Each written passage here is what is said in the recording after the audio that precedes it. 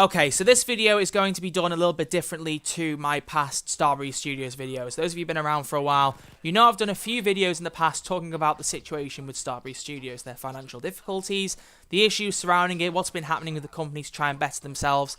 And you'll know that right the way through, I've tried to be as lighthearted and optimistic about it as possible while still bringing the facts in an unbiased way. Well, this video, it's not going to be like that. There's going to be no music in the background, you'll notice. There won't be a jokey How I Met Your Mother intro at the start of the video, as there usually is. And there won't be very many inside jokes, if at all, or gags, anything like that, because I want this to be a genuine, sincere, honest, and serious video regarding Starbreeze Studios. And you can probably tell that from the title. This video, I'm going to structure as an open letter to Starbreeze Studios on behalf of myself, who's been a player of Payday 2 now for 5 years, who adores the game, who has a great deal of respect for the company who make it, but also a great deal of concern for how they've been managing things over the last few years. And I know there are a lot of players out there who want to see the company get out of the situation they're in, and that's what this video is for. There's about a month's worth of news I haven't been able to cover because of my university exams. Some pretty big stuff has happened, some pretty bad stuff has happened, and at this point now, I want to make this video to say, Starbreeze, I know things are bad, and you've done some things, especially in this last month, some of you, that I'm really not a fan of at all. So what I'm going to do is I'm going to cover the things I've missed, give my thoughts on it in as much of an unbiased way as possible. And at the end, I have a solution that I hope will work for the company. And no, I'm not some all-seeing, all-knowing person who suddenly has the magic potion to make everything better. But I've spoken to a few people who I know via my YouTube channel and all the sorts of stuff who have more of a business acumen. And we kind of came together with this solution that we think works for the company. And I hope that in watching this video, you guys will at least take it into consideration. That's all I ask. And just, think about it a little bit. So, to everyone watching this video, this is not an ego boost in any way, shape, or form. If you have a Twitter account, please do share this video on Twitter and tag Starbreeze into it. Their Twitter is on screen now. Please, please, please do consider sending it to them and saying, please watch this video. It's important for your company. Because not even as an ego trip, I know Overkill, I've watched some of my stuff in the past, and Overkill and Starbreeze are pretty much the same thing at this point. But just on the off chance they don't see this video, which is likely, then please get it out there. I want them to see it and I want them to know about it. And as a final bit of clarification for anyone who isn't new to this channel, who doesn't know already, I am not associated to Starbreeze or Overkill. I'm not affiliated with them. I'm not even approved by them. I think they stopped doing the Overkill approved thing before I even started making Payday videos. So I have no reason to talk in favor of Starbreeze for monetary value or anything else like that. It's always been unbiased, and it will always be unbiased. And to everyone at Starbreeze, and to everyone watching this video, I know a lot of people don't tend to watch YouTube videos right through to the end anyway, but in this exception, I really do recommend you watch right the way through, because I have quite a bit I do want to talk about. And if you aren't up to date with the Starbreeze Studios story, there's a video I did a few months ago on screen now and in the description. Click on it. It basically sums up everything Starbreeze have done over the last few years that sent them into this position, and it'll be a perfect prologue to this video. So there are 3 things I want to talk about in regards to this situation that I think are important, that have happened in the last month or so, that need discussion. First off, Starbreeze extended their reconstruction period yet again in May by another 3 months. They appealed to the Swedish District Court and asked them to extend their reconstruction. For those of you who don't know, the reconstruction only works in batches of 3 months. So when they first applied in December, it lasted through till March. They then asked to extend it in February by another 3 months, which put it up to June. And then again in May, they've said, we don't want it to end in June. Please put it back by another 3 months. So now it's due to end at the start of September. That's where it stands currently. If they're going to extend it again, they will do so in August, I imagine. But that's where it's up to. So at the current point, Starbreeze come out of reconstruction after 9 months of being in it. But then comes the next thing that I want to talk about, which is something that usually whenever anything happens with Starbreeze Studios or Payday on consoles, which a lot of you know is my specialty with this channel, or anything else where there's something that you could judge in a bad way, I always try to be, rather than out of pessimistic, optimistic, and realistic, I always tend to go for the optimism route, to say, yes, it's bad, but here's the good sides. Here's how this might benefit in the long term. There is nothing good I can say about what comes next. There really, really isn't. So, the most recent news and the biggest news to talk about is that Starbreeze recently announced that they're going to be firing 60 members of staff from the company out of the 240 currently employed at the company. Now, let me preface this first off by saying I'm well aware that in business, sometimes people have to be fired for the greater good of a company. If a company is in financial difficulty and the most logical thing is for some members of staff to be let go to try and cut back on costs, then I get it. It's not great, and in no case will I ever say that it's a good thing, because people being put out of their jobs is never a good thing. The situation they end up being left in as unemployed people is not good. Telltale Games' situation proves that in abundance. But sometimes it is necessary. It is, and I hate saying it, but if it can benefit the company, then in some cases I get it and I can at least tolerate it. What I cannot tolerate, however, is the way in which these firings are going to be conducted. And to do this, I have a little bit of evidence that I'm going to present to everyone in the video that I've been sent from Discord servers, basically public stuff online. Everything I have is public domain. I don't have any inside information to share. I'm acting off everything that is public domain here. But before I show these screenshots, there's one other very important piece of information I need to make you all aware of before I actually display them on screen, is that not only did Starbreeze announce that they're going to fire a quarter of their staff, at the exact same time it was also announced that the shareholders at Starbreeze Studio were going to get a 30% pay rise. Now, I'm going to try my best here not to get irate or strongly opinionated about this, but I want to say something, and I want to say this very, very, very clearly. If you're going to fire people from your company, do not, on God's earth, fire them just so the shareholders get money out of it. Because I don't know the figures, but I could almost guarantee you that the amount of money saved from firing the staff probably roughly equates to the amount of money the shareholders are getting boosted into their pockets. So all I have to say is, if you're going to fire people, as harsh a reality as it is and as sad as it is to see, at least make sure the firings have a purpose beyond lining the pockets of the people at the top. And to back this up, I just want to use a screenshot from a public forum posted by someone by the name of Coyote, who is a former worker at Starbreeze Studios, who has already left the company, but knows people who still work there. This was posted a couple of weeks ago. It's just because recently I haven't been able to cover stuff. So he said in the post, they only just yesterday, so a couple of weeks ago, got the official news, and they don't know yet who is going to be fired. They only know that at the end of the month, there will be a list of names. Furthermore, while 25% of the staff are getting fired, the board is getting a 30% pay increase, so that is pretty damn scummy. Edit, people were crying as the news broke. Screw this company. The people who are being fired don't even know they're being fired yet. At the end of June, a list will be given out and they'll say, here are the people losing their jobs, off you go. So in no way did they say, we're going to be getting rid of X person. Please, you've got a month. Try your best to get your affairs in order and try and, if you can, find some other work, even though it might not be easy. No, they're just going to go, here are the people going, off you pop, no warning, no notice. You can't do that. Telltale, again, has proved this. You can't just dump something like this on people. They need time to prepare. They need jobs. They need support. They need financial stability. Just because the company's going under doesn't mean their lives have to go under. How on earth is it fair to give out a list at the end of the month and give nobody any warning that they're leaving? And that's on the assumption that Starbreeze doesn't actually survive after this, because they damn well could. They could get through this. I've got my thoughts about how they can at the end of the video that I'm going to be talking about. But if you're going to fire people, A, do it for a good reason, which it doesn't seem like you're doing. It seems like the only benefit is the shareholders getting some more cash in their back pockets. And 2, be honest and upfront and let the people who you're going to fire know about it and let them prepare. I agree with the post without the expletives, because on this channel I don't swear, as a lot of you know. It's a scummy move, and I just can't be in any way optimistic about that. I can't. And in this open letter form, as I've said, this is going to be an open letter to Starbreeze. I have a question for Starbreeze. Now, I can guarantee you they're definitely not going to answer this. I hope they see the video, and if they do, that's enough for me. But if anyone at Starbreeze wants to, A, correct me on anything if I'm wrong. I am a human. I can get things wrong. If I've got a fact wrong, please feel free to present how I'm wrong and explain it, because I am more than happy to be showed the correct thought if I am getting something wrong. But more importantly, can you please explain why you're firing these people? Is it literally just because you want to buff the pockets of the shareholders? Is that the truth? Is that the top and bottom of it? And on top of that, why aren't you telling them who's getting fired? Why are you leaving it up to a dice roll so nobody knows what to do? You're just leaving the entire staff workforce to expect they might get fired when they might not, and they don't really know what they're doing. It seems really scummy, and I want to know what's going on behind the scenes to justify this, because I don't see anything that can justify it. So please, if you have an answer, get in contact with me. I have a business email on my About section. I have a Twitter user. Hit me up over there if you've got an answer, because I really want to know, and I know I'm not the only person who does. Now, before anyone panics and tries to slander anyone at Starbreeze specifically, I do want to just say something that rectifies it a tiny bit, which is that actual people working at Overkill that we know, so Almir Listo, the big producer and developer globally for Starbreeze, or the acting CEO, Mikhail Nermark, the people that we know at Starbreeze are not responsible for this. The sad truth of it is, at least from what I've been told from my people who have more business knowledge than I do and have helped explain this to me, the case is that the shareholders and the investors have a higher influence and a higher say than the CEO and the people working at the company do.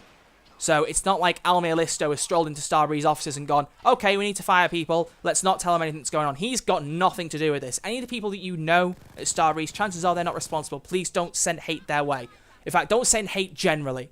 I don't want any hate to come out of this video. I just want questions. I want information. I want explanations as to what's going on. But let me preface this and make that very clear. Now, I have a screenshot as well to back this point up. A friend of mine, Ben, you may know him as Sir Crackerbulb, sent me this last week. Which is a screenshot from the Overkill's The Walking Dead public Discord server. One of the staff members over there, Overkill Elizabeth, has just made a bit of a statement on the public Discord server. Now, again, this is public, so I can share this. Hopefully, doesn't bring any trouble to Elizabeth for doing it, but it was public, so that's as much as I can do for security. But she posted, I probably shouldn't comment on this, but people seem to not know, so I just want to put some info out there. Starbreeze is a publicly traded company. This means that it's basically our shareholders who are the highest authority. The corporate structure is more like this. The annual shareholders meeting, after that the nomination committee, after that the board, after that the CEO. Our management can express their opinion about stuff like board compensation, but it isn't for them to decide. In this case, it was voted through by the annual shareholders meeting, AGM. And yes, it does suck. To Elizabeth and anyone else in-house who is scared for their jobs, I hope if you are let go at the end of the month, that you do find work, and you find it soon, and you find financial stability, because you don't deserve this. And that's why this message is a message to Starbreeze Studios, not a message to Overkill. It's a message to the people who own the shares of this company. That's why I've said they're not going to answer, because, let's be fair, when would a shareholder ever reply to a question posted in a YouTube video? They're just not going to do that. The third and final thing I want to talk about in terms of the news is that the rights for Psychonauts 2, which was one of the last game IPs that Starbreeze had the publishing rights to, were sold back at E3, or presumably before E3, but announced at E3, to Microsoft Studios. So Xbox Game Studios, you may know, via E3 or just the news generally, they're buying different studios here and there to bring into the Xbox family. Xbox announced at E3 they were adding one more studio into their ranks, which was Double Fine Studios, the company that are responsible for developing Psychonauts 2, a game with quite a strong fan base from what I've heard. But up until this point, the publishing has been handled by Starbreeze Studios, and it was the last game Starbreeze hadn't sold off. They'd sold the rights back for Dead by Daylight 3 to the developers, they'd sold the rights back for System Shock 3. Psychonauts 2 was the last non-payday thing, as far as I know, that they had the rights to. But they sold those rights to Microsoft for $13.2 million US dollars. They also recently sold a studio in India, in Dhruva, I think it's pronounced, to Rockstar Games, or the majority of their shares to Rockstar Games. That's not a payday related thing, it's just those people did have some involvement in making content for payday. Let's clarify that. So those two big sales are the biggest sales that Starbreeze have done in the last month. And so the second question I posed to Starbreeze Studios, the second question that won't get an answer, is where is this money being used? Where is the money that you're getting from acquiring these studios being put? Is it being put into paying off some of these debts to your banks, to companies involved, to anything like that you owe money to? Or is it, again, is part of that money being put into the shareholders' pockets? Because the problem is, I don't know the shareholders' paychecks. It could be really high, it could be really low, I haven't got a clue. I'm expecting it to be high. So if I find out on top of that that the money from selling these studios and game rights back to their developers, that the money isn't being used to pay off debts, it's being used to line pockets, that's going to really break my heart as well. And I don't want to come off like I'm being hateful or angry towards Starbreeze. It's more just disappointment. That's the key emotion that I'm drawing from this video. It's disappointment in a company that I know can do better. And I know that the shareholders really, if they put their hearts into it and worked with the CEO and the board as much as they could, that now in this situation they could make things better. But it seems like they just don't know. It seems to me as though these shareholders know the ship is sinking, and before it submerges completely, they're getting the most they can out of it before they jump ship. And so I want to round everything together and talk about this strategy that I've come up with. Now, as we've discussed, and as we've been talking about for a while, Payday 2, or the Payday franchise as a whole, I should say, is the only IP left, or the only mainline IP that I'm aware of, that Starbreeze Studios owns. Now, Starbreeze said, when they went into Reconstruction, that their key focus was going to be on core game development and publishing. So in-house titles being made and published that they own and have the full rights to. Now, for no franchise or IP is that truer for Starbreeze Studios than with Payday. Payday 2, the hype for Payday 3, the hype for Payday Crime War, even if it's not as much as Payday 3's hype, does exist. These are two games that people want to see released. And Payday 2, there are people who would happily see more content put out on that game. I mean, you supported it for nearly 5 years in terms of DLC content. I mean, there are still patches happening at the minute, currently on and off as far as I know, just nothing major because physically Overkill can't do much while they're in Reconstruction, which is why I was surprised we got a console update last month, because I didn't think they were doing anything at all in-house. They were unable to. So the point is, Payday is the solution. But how can Payday help them? How can Payday get the company out of the situation besides everyone just saying, all you have to do is release Payday 3. All you have to do is get that game out there, the company will be fine. It's never that simple. And I know people watching this video, you're not idiots, and I wouldn't want to treat you like idiots. But for the sake of transparency and for making my points clear, Payday 3 is going to take as long, if not longer, to develop than Payday 2.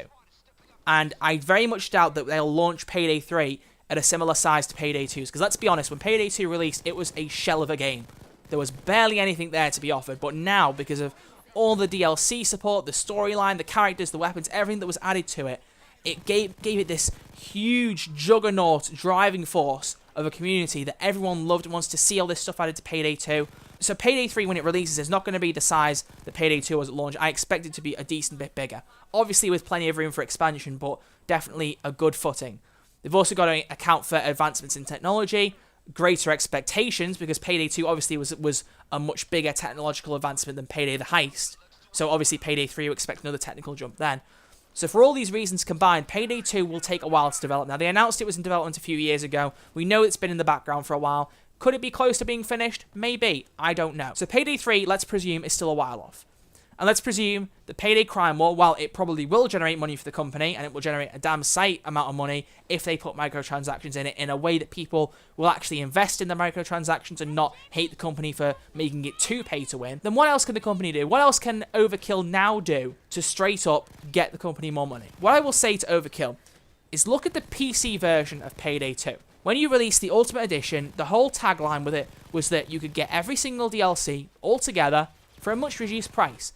Now, as a marketing strategy, that was a really good idea, and it did bring you money. That is completely true. But the mistake you made was that you then stopped people from being able to buy each DLC individually. Now, myself, whenever a DLC is released on console, I've always gone the cheapest route to buy it. So when a bundle was released that, say, had 10 DLCs in it and the overall cost was reduced by 20% because you bought it in a bundle, I bought that bundle. If you hadn't had that bundle there, I would have happily paid individually for every single DLC. I love the game. I don't care how much it costs. I want everything that's in Payday 2. And there are tons of people out there who agree. And what I would wager to you is not only A, if you made every DLC individually purchasable again alongside Ultimate Edition, so you don't have to get rid of Ultimate Edition, you could still say buy that if you want all of them together for a cheaper price. But if you at the same time went, here you go, you could buy each DLC individually if you want to, I guarantee you that first off, some people would buy individual odd DLCs. They will look at Payday 2, especially when you made it free to play, and go, ooh, this DLC is quite cool, but I don't want to spend £30 or $40 or however much it costs at any one time. I don't want to spend that much money just to get this one DLC that I have a particular interest in. So not only will you get that, but I guarantee you there will also be people who will say, well, I have about half the DLCs from before the Ultimate Edition came out. I didn't want to buy the whole upgrade. Now that everything's individually purchasable again, I'll actually buy all the DLCs. I'll pay the extra bit because I love the game and I want to support them. People will do that. That's not alien. That's not impossible. There will be people out there who go, oh, I might buy the Ultimate Edition, but before I do that, let me buy a few DLCs, give them a bit more money. People will do that. That's true. And it's not like you are against doing that, because on console, you just put all three bundles together into the Crime Wave collection. But you can still, on Xbox One and PS4, buy each DLC individually if you want to. So here's my solution, Overkill. On Payday 2, you have millions of people playing it on PC. I don't quite know the stats for console. I know there's a decent amount of people on console, but on PC, we all know that's your main source of income. That's your main driving force. Put the DLCs out to be individually released again. Let people buy them individually and announce it and say, are there those 1 or 2, 3, 4 DLCs that you wanted to get but didn't want to buy because you had to buy the whole bundle? Is there that one DLC pack you never quite got and you didn't want to upgrade to Ultimate Edition to get it? Now you can buy it. Open the floodgates and let them do it. And when you've done that, when you've got them hooked, release some more DLC. Now, obviously, that's not a big sweeping statement to say it's dead easy for you to make DLC. And I know, as soon as I've said that, people watching this video will hate me for going, why would they make more DLC for this? The game's finished, blah, blah, blah, blah, blah, blah. The game is finished. But does that mean they have to stop making DLC?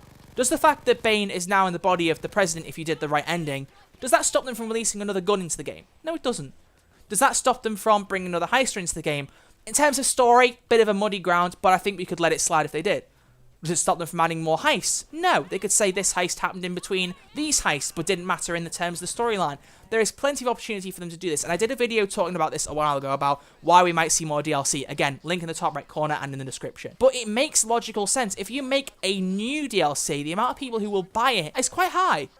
And it's almost as if Starbreeze, if they aren't thinking this strategy and they haven't said it, then fair enough. If this is your plan, and I'm just telling you what you're already thinking, then fair enough, I'm sorry. But if you aren't thinking this, then think about how many people would pay for a DLC.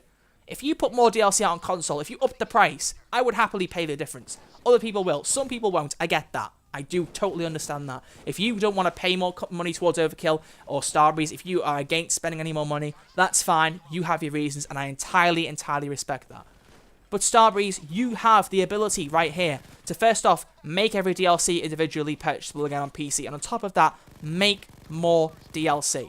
What is stopping you? If you not only do both those things, it will bring you more money, but it will also keep Payday 2 players remembering that even though your company's in problems, you're still working and you're still getting close to Payday 3. And if the gap between Payday 2 DLC finishing and Payday 3 releasing is smaller, you've got a much bigger chance of people jumping ship from Payday 2 to Payday 3. And that's my strategy. On console, there's not a lot else you can do. If you make more DLC on PC, port it over, charge it for us over there as well. But you're doing things better. I can't believe I'm saying this. You're doing things better on console than you are on PC. In having it with both options, being able to buy DLCs individually and also being able to buy the bundles, that is much better on console than on PC where it's buy the bundle or don't get anything. That is a daft strategy. At the time, it made sense to get more commerce and more business transactions, but now it logically doesn't make sense for you to keep it as that being the only way. I'm not saying that my way is the best way. There's probably other methods I haven't thought about, but at least consider what I've said and really let it sink in and just wrap around in your heads for a little bit, and hopefully with the greatest respect you'll see that this is a good strategy. And that's pretty much all I want to say. What I will do in rounding this video off is just make a bit of a closing remark to Starbreeze Studios, and let me reiterate this. I know that I'm not happy with everything you've done, and I've said that in this video. I've made that quite clear, that some of the things you've done. What I will say is, even at its core, after everything that's happened, the way consoles were treated, the way microtransactions were handled on PC years ago, I have never stopped loving this company. And that sounds really like, oh, I'm so kind of cozying up to the company. That's not the case. I just love the game, and I love the team behind it, because in terms of talking to the community, they're really good. I don't know any developers, or at least not many, that talk to the community as much as Overkill and Starbreeze do. And because of that, I have a great respect for them. I have a respect for trying to keep things going on console, even if it looks like they don't care. They do care. They're putting the time and the effort in. I have the respect for this company. It's just some of your decisions really don't bode well for you. Not only do they sound bad as strategies, but they alienate the people that are working for you. They alienate the people who are trying to support you and buy your content and your games. And on top of that, you're alienating yourself, because if you continue to manage things poorly and you continue to have these bad strategies, then the only thing that's going to happen is your own company's going to go under. And even though there are some people out there who will be like, oh yeah, Starbreeze, go down, we want to see that happen, you know, anarchy, blah, blah, blah. The people like that, they can't be persuaded. The important thing is there are a lot of people who don't want to see this company go down. And if you handle things the right way when you come out of Reconstruction, if you really, really work and put the money that you've got from selling these game rights, from unfortunately telling some of the people to go, even though you really should tell them who's going. That is something you really should be doing. But if you put that money into something like paying off the debts, and that's what you need to be focusing on. That's what you need to do. If you're capable of doing that, and there isn't a reason that I don't know about that you can't do that, then get it done. Because you can save the company. Starbreeze Studios is not going under just yet. You are in trouble. You are in deep, deep trouble. But this is a sinking ship that can still be plugged. But the only people who can salvage that boat are you. So please, please, don't just fill the shareholders' pockets, because they're the people who have got these choices. Shareholders, I get that you probably think the company is going under. You have your own reservations and you think, well, I've put this money into the company. I need to make sure I get my money back out. I get that. But please, when the company still has a chance, don't sell it out. Don't get everybody out of a job. Because that's what you're doing. You're selling everyone. You're throwing everyone under the bus before the bus has even turned up at the stop. Please, please reconsider. And I would like to remind once more everyone watching this video, share it to Starbreeze Studios. Get it out there to the Overkill. Tell them to share it around and get them out there, because I want Overkill to know. I want Almir, Tobias, Simon, all the developers that I know and have spoken to in the past. Everyone above that, the CEO, acting CEO, Mikhail Nermark, all of his assistants, everyone. I want them to know that I support them, people I've talked to online and support them, and the people watching this video, in at least a vast majority, support them. We're here. We want to do what we can to help. Some of us financially, some of us not so much, but we want to support you. Please, please, please do what you can, and please, the ship has not sunk yet. Don't let it go under if you can stop it, which I genuinely think you can. But that's how I'm going to round it off. I always have an intro at the end to thank my patrons. I won't remove that because people are paying to support this channel, so I will keep that in. Hopefully it doesn't break from the tone too much. What I will say, though, is thank you to everyone for watching. If you have sat and watched this right the way through, I'm currently at 35 minutes of recording. Hopefully it isn't anywhere near that long because I don't want it to be too long. But thank you to everyone who's watched this video. If you have enjoyed it, please do give it a thumbs up. It means a lot to me for the work I put into this video. Starbreeze, I've said before, I have a Twitter, @RedArchLive. I have my business email, redarchlive@hotmail.com. Hit me up on one of those if you want to talk to me. I really, really do want to help you guys out. And, you know, if there's a statement that you want to get out to people, that you want a social media platform to reach through that isn't just you, I'll put that message out there as long as it's something good that defends the company and doesn't put your workers under the bus. Because that's what I'm concerned about. I'm concerned more about the people losing their jobs than the actual future of Payday. Because just like Telltale, the first thing they did was they sacked a quarter of their staff. And then 1 year later, from poor management, it all went under. I do not want to see history repeat itself. I don't want, in a year's time, to be saying the exact same things again about your company the way I did with Telltale. That's not something I want to see. Please don't make that be something I have to see. Or any of us. But until then, thank you all very much for watching. I'll see you all very soon with a brand new video. Take care, look after yourselves, and I'll see you all soon.